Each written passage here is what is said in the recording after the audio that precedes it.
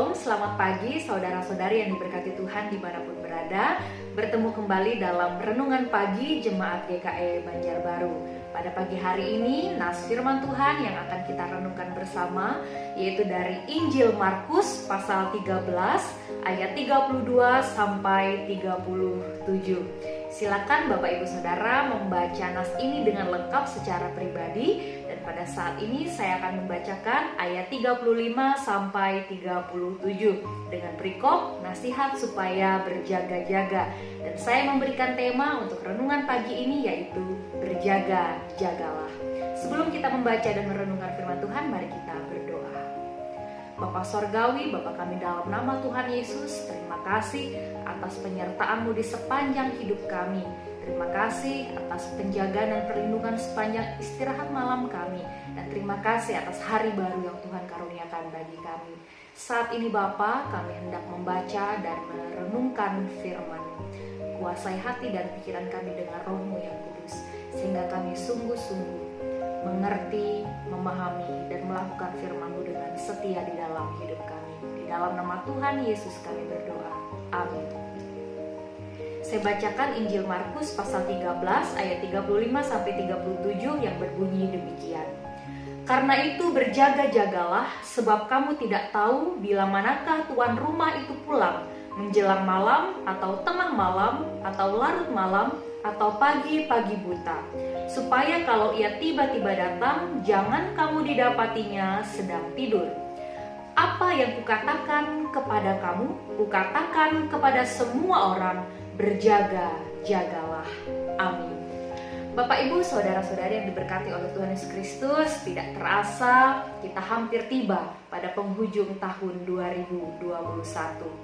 Dan di sepanjang bulan Desember ini, kita telah merayakan Natal, di mana kita mengingat dan merayakan hari kelahiran Yesus Kristus, Tuhan dan Juru Selamat kita. Namun kita tidak boleh lupa, hari-hari ini kita sedang dalam masa-masa penantian akan kedatangan Tuhan Yesus kembali. Dan dalam masa penantian Tuhan Yesus tersebut, Tuhan Yesus mengingatkan kita melalui firman-Nya saat ini, berjaga-jagalah. Ya, berjaga-jaga untuk tetap teguh di dalam iman, di tengah segala tantangan, pergumulan, tekanan, dan godaan dunia, supaya kita tidak bercacat pada hari Tuhan kita Yesus Kristus. Saudara-saudara yang terkasih, berjaga-jaga bukanlah berarti bahwa kita harus diam saja menunggu datangnya hari Tuhan. Tetapi sebagaimana yang dikatakan oleh Rasul Petrus dalam 1 Petrus 4 ayat yang ke-7, karena segala sesuatu sudah dekat. Karena itu, kuasailah dirimu dan jadilah tenang supaya kamu dapat berdoa.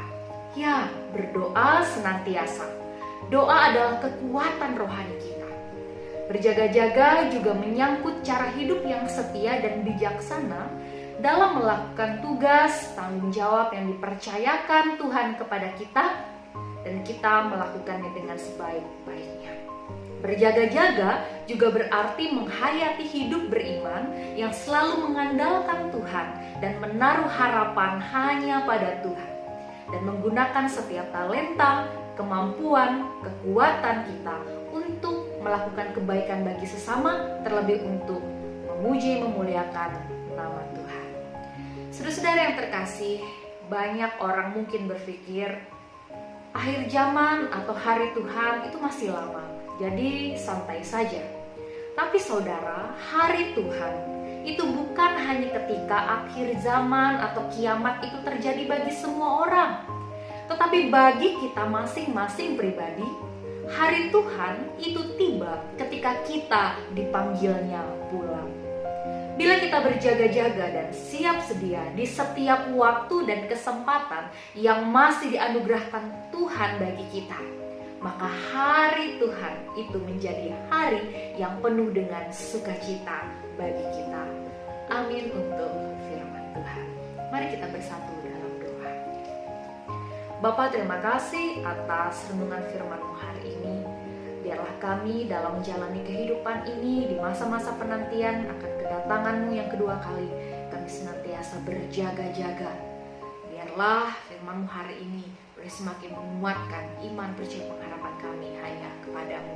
Kami juga menyerahkan aktivitas kami, pekerjaan kami, segala yang kami lakukan sepanjang hari ini dalam tangan pengasihan-Mu.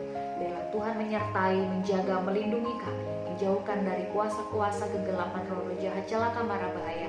Biarlah Roh Kudus Tuhan senantiasa melingkupi kami. Terima kasih ya Bapa, kami menyerahkan hidup kami, rencana, harapan, dan masa depan kami hanya ke dalam pengasihan Tuhan Yesus Kristus. Kami berdoa dan mengucap syukur. Amin.